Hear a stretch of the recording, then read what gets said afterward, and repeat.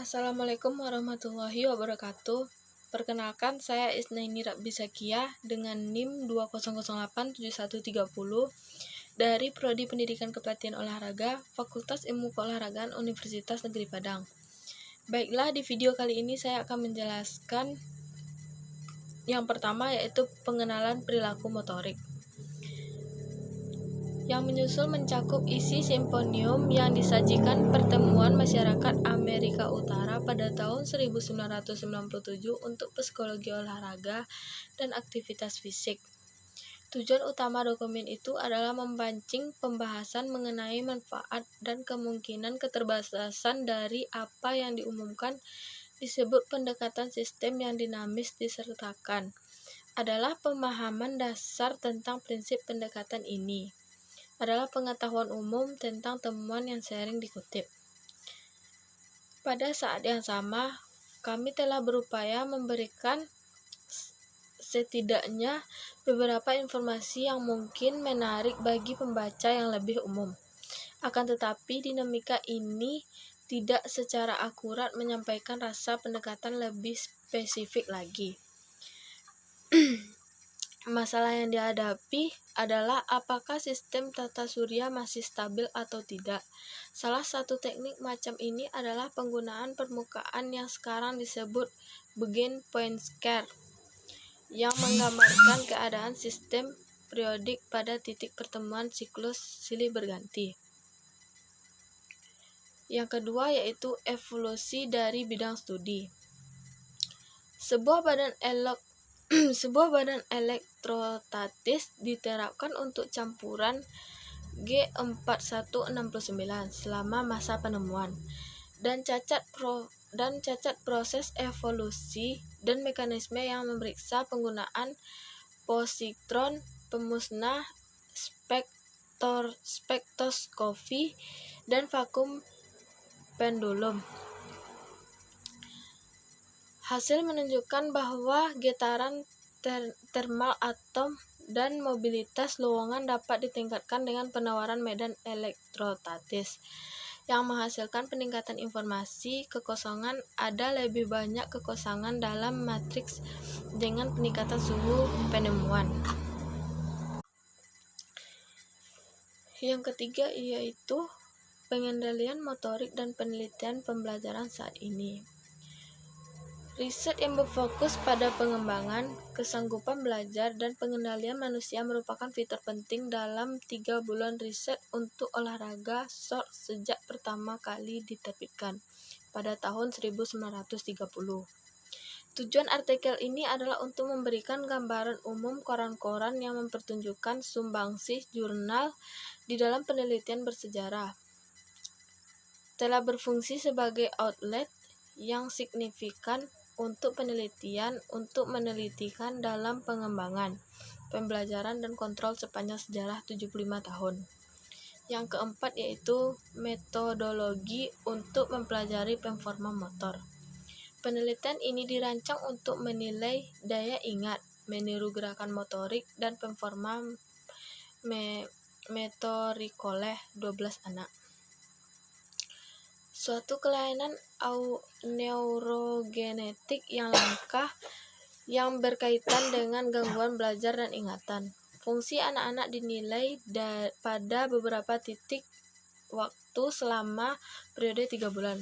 Tes kinerja memori dan motor telah diterima pelestarian dan karakter keandalan, sedangkan tes imitasi motor tidak. Anak-anak bisa mengingat urutan tindakan selama penundaan 24 jam.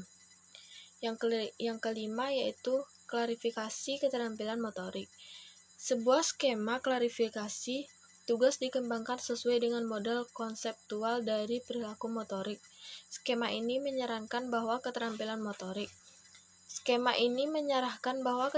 motorik dikategorikan sebagai tuntutan pemrosesan yang ditempatkan pada seseorang pelajar. Umpan balik ketersediaan sebagai tuntutan yang ditempatkan pada seseorang belajar didefinisikan dalam kegiatan dengan model yang skema klarifikasi. Pengembangan diberikan fakta bahwa strategi harus diajarkan selain keterampilan bergerak. Akhirnya strategi harus dibuat sendiri.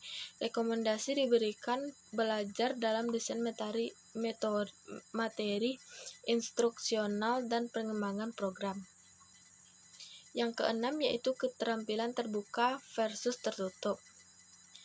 Mengembangkan sistem informasi yang sukses beruntung pada pendekatan dan sikap para analisis sistem terhadap pemecahan masalah pengguna. Persyaratan bagi keberhasilan rancang dan penerapan sebuah informasi. Penelitian ini menyelidiki apakah dogmatisme kadar sistem ketidakpercayaan seseorang terbuka atau tertutup dapat berkaitan dengan pendekatan sistem analisis dalam pemecahan masalah dan penyelesaian masalah. Yang ketujuh yaitu pertimbangan dasar dalam pengukuran. Bangun dari konsep-konsep kemampuan memainkan peran penting dalam motivasi dan perilaku prestasi anak-anak dalam pendidikan, termasuk pendidikan jasmani.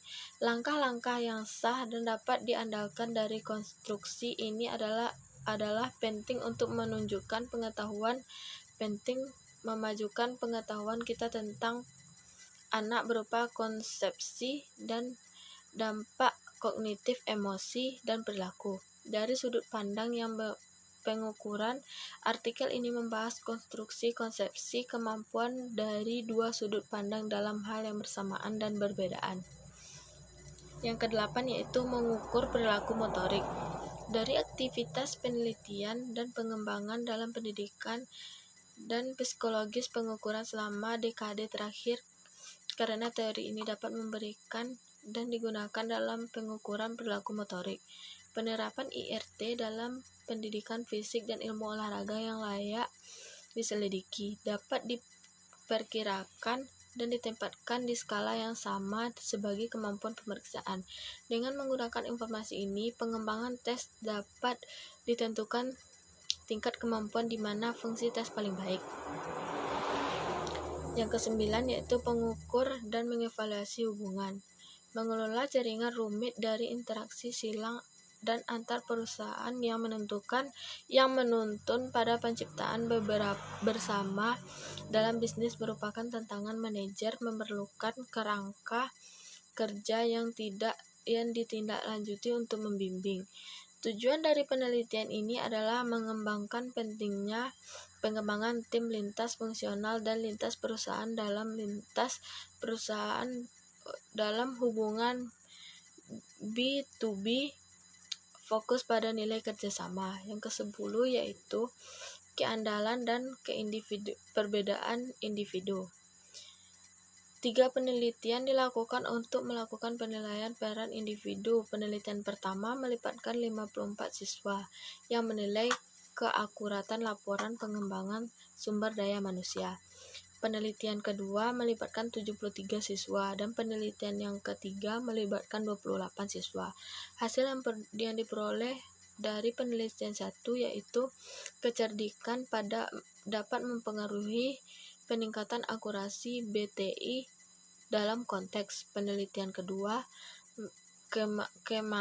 kemahiran kestabilan emosi, dominasi dapat mempengaruhi penelitian dalam konteks. Dan yang ketiga yaitu penilaian ulang untuk akurasi tingkat. Baiklah, hanya itu penjelasan saya pada video kali ini. Assalamualaikum warahmatullahi wabarakatuh.